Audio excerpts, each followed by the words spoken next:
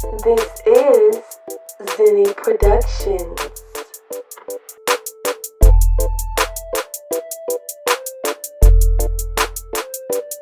Y'all, welcome back to my channel. I am the one and the only Mrs. Rhodes-Wilson, and you have entered Mom Chronicles 2.0, and this is Mom's Sweet Tea.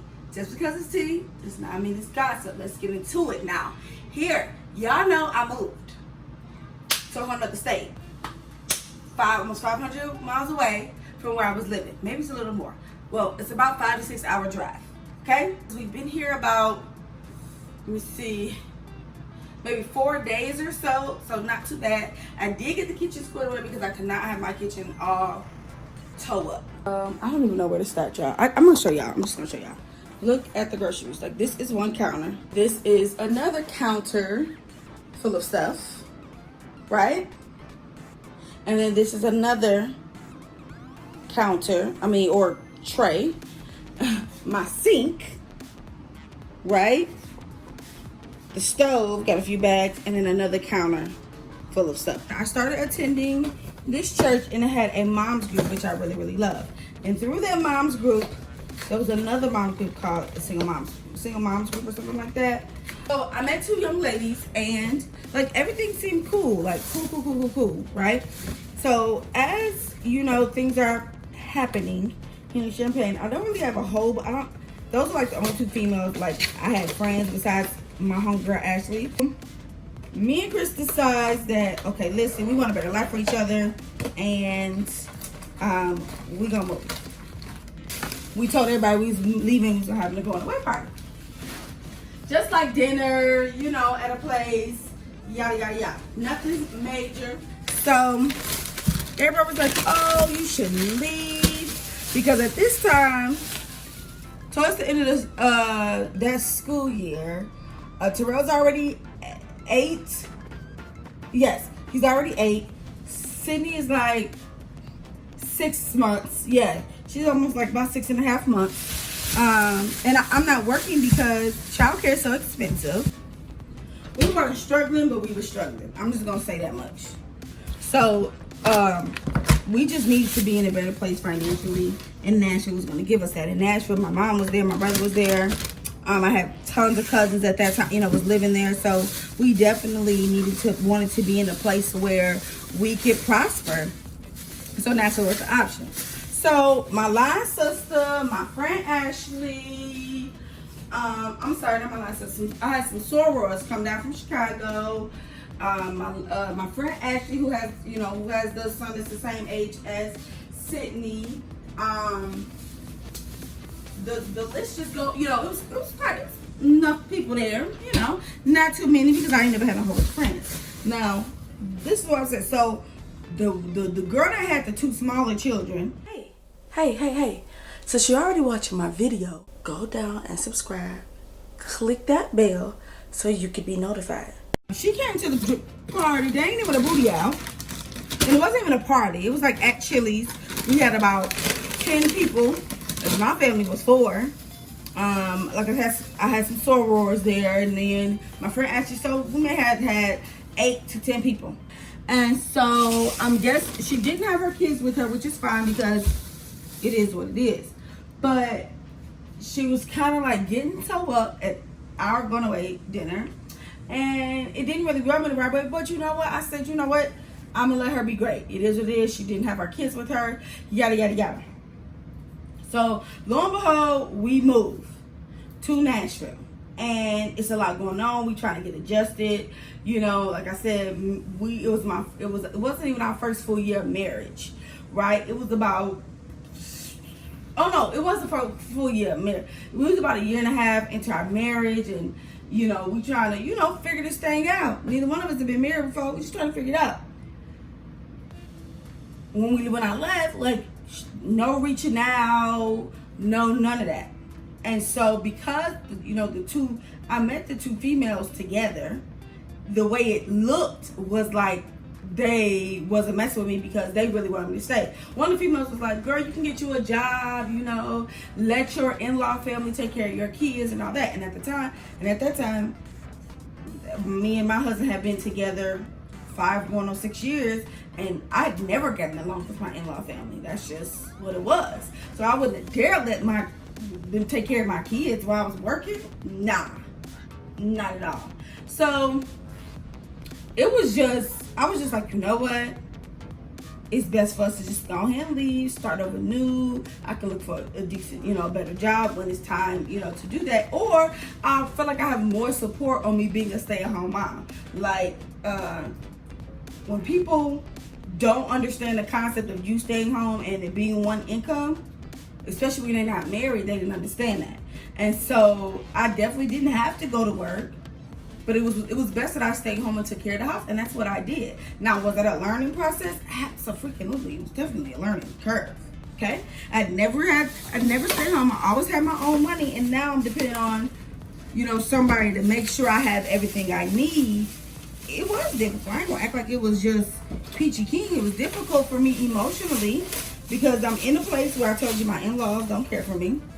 Also, people around me that's similar to me don't understand the concept that you definitely can be a wife and you definitely can stay at home.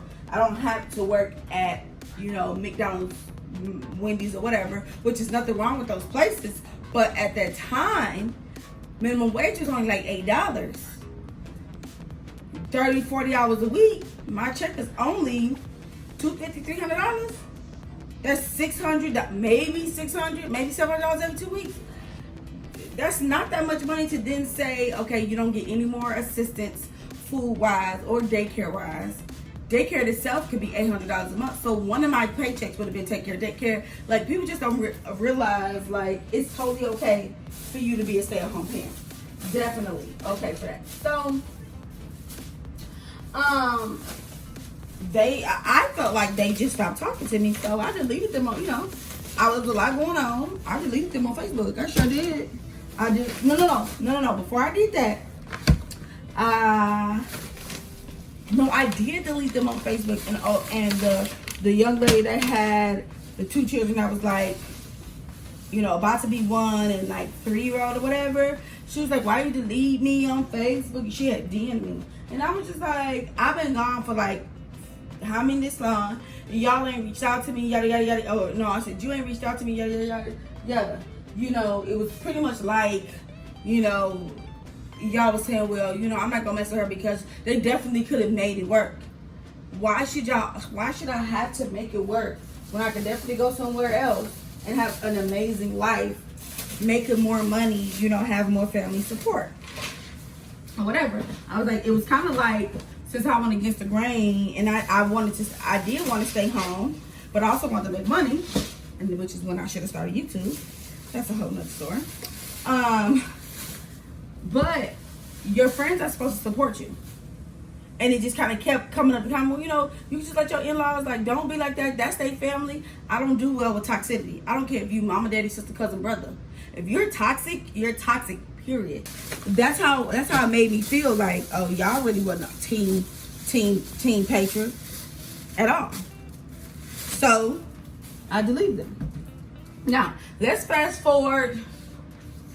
I deleted both of them because the young lady with the 2 smaller children, the 3-year-old and 1-year-old, was pretty much sound like she was speaking for the other young lady who me and her had, were pregnant at the same time.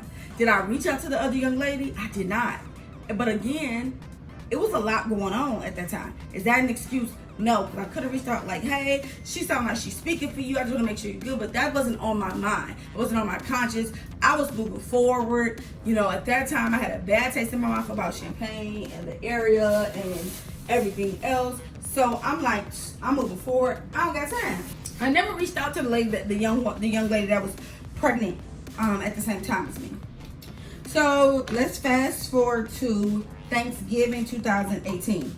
So this is 4 years later.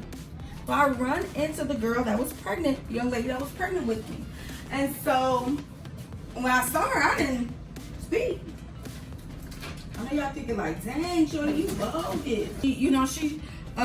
She said, hey to Chris. She said, hey to us. And then she was like, Pritchard, let me ask. She was like, can I ask you something? I was like, sure. She was like, why you Either it was something to the extent of why you stopped talking to me, why you leave me on Facebook. I said, well, I said, the other young lady, she acted as if she was speaking for you. And she was like, really? I said, yeah. I said, so, like I said, there was a lot going on. It doesn't excuse me not reaching out to you. I said, I did too. I said, I apologize for not reaching out to you. But again, that wasn't my first concern.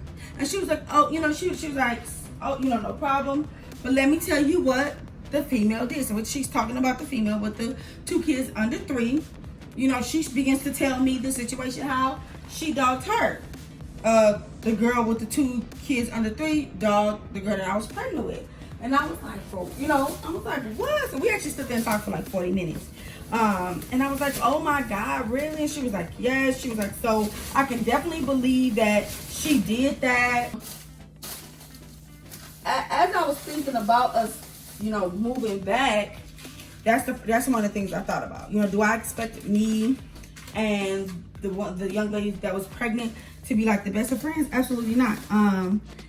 Cordial, yeah. Hey, how you doing? You know, because time has passed, we're in different places. She's actually had another baby, another little baby. So like we pretty much, you know, get about the same amount. I think she has 4 kids, I have 3, but it is what it is. You know, about the same amount of kids, you know.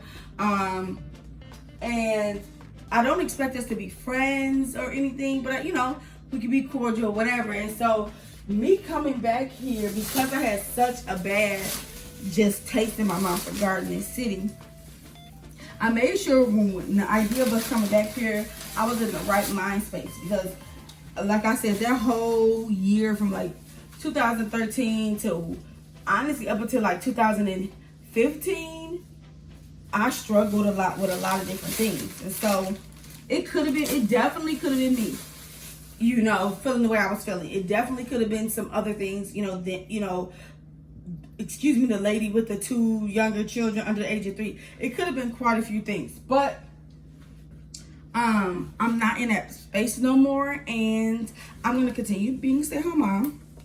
If I choose to get a part-time job, it's going to be part-time.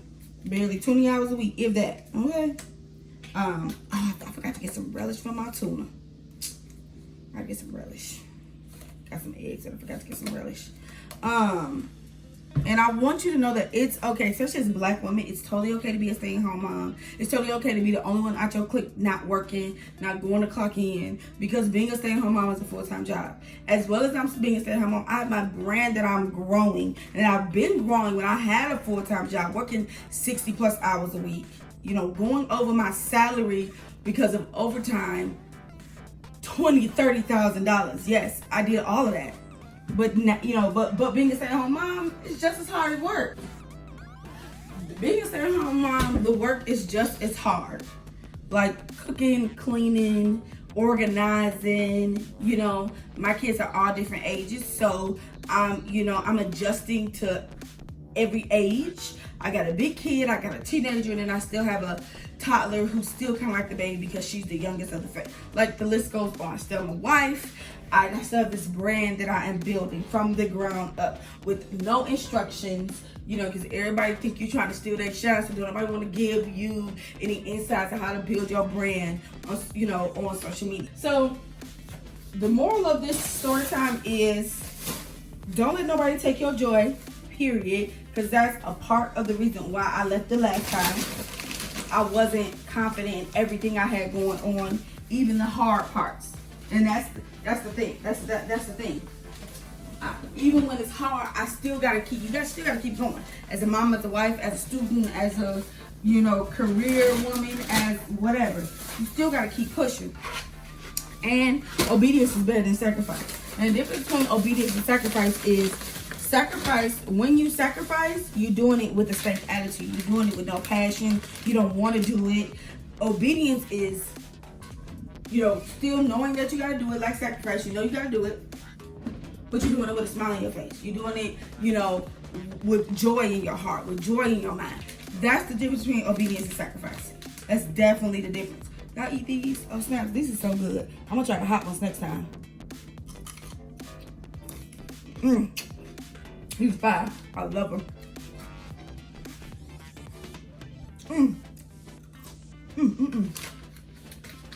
So that's the two things. I was obedient and leaving because beginning I started to think like, or maybe I could get a job at like the hotel, you know, cleaning rooms, or I could get a assistant manager job, which I had when I was pregnant. I could do this, I could do that, but in reality that was not meant for me to do. It was not meant for us to stay. So we left. We created an amazing life for ourselves. The type of things that we experience, you can only experience by moving away and doing those things.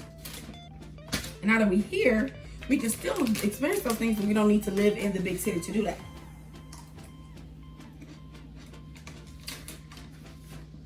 So that's why I said obedience is better than sacrifice, because when we left Nashville, it was a sacrifice for us to do that. My husband had never lived away from any place besides Champaign, which is his hometown, outside of the 4 years he was in college. Right? I was going to a place where I had family, but a lot of family hadn't been around in years. I'm talking about 15, 20 years, right? We were going, we didn't have a car, we didn't have a place to live. My husband's job was, I mean, it was a job, but it wasn't enough to take care of us, especially not living in Nashville. Like, I wasn't working. We had this infant newborn baby, not newborn baby, but infant child who, you know, I'm trying to get my mind, body, and soul back to being who I am as an individual without being, you know, the wife title and the mom title. So it was just so much going on. But now, the way I am now, we definitely needed to go to Nashville. We definitely needed to explore Tennessee the way we did and all the things that we've done. And I couldn't have asked for a better 6 years being in Tennessee.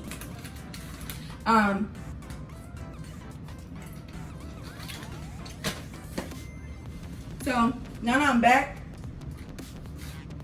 if I see them or see the one I was pregnant with, I'm definitely gonna speak. You know, we can definitely have a conversation, but I'm not the same person I was when I left, so things are different. If I see the other young lady who had the 2 kids under 3, you know, her kids are older. She's married now. She has another baby with her husband. So, you know, she has a family and all that other stuff. So you just never know. But like I said, the moral of the story is don't let nobody steal your joy. Because like I said, I was struggling. And we were all kind of struggling with a little bit of something. And so, yes, it's a way to connect, but y'all got to build off of that. We should have been building off of that. How can we make each other a better person with our individualities? And obedience is better than sacrifice. Y'all comment down below if you experienced a situation like this and tell me how you handle it. Because when I think back, I definitely could have done some things differently. And I'm just in a place now where I'm vulnerable enough to take responsibility for my actions. I definitely could have done something different. Y'all, if you're not a part of the SweetieFam, go right down there and click that subscribe button and the bell so you can be notified, because I be dropping videos. Y'all know what it is. Y'all, this is Mom Chronicles 2.0. And y'all be sweet.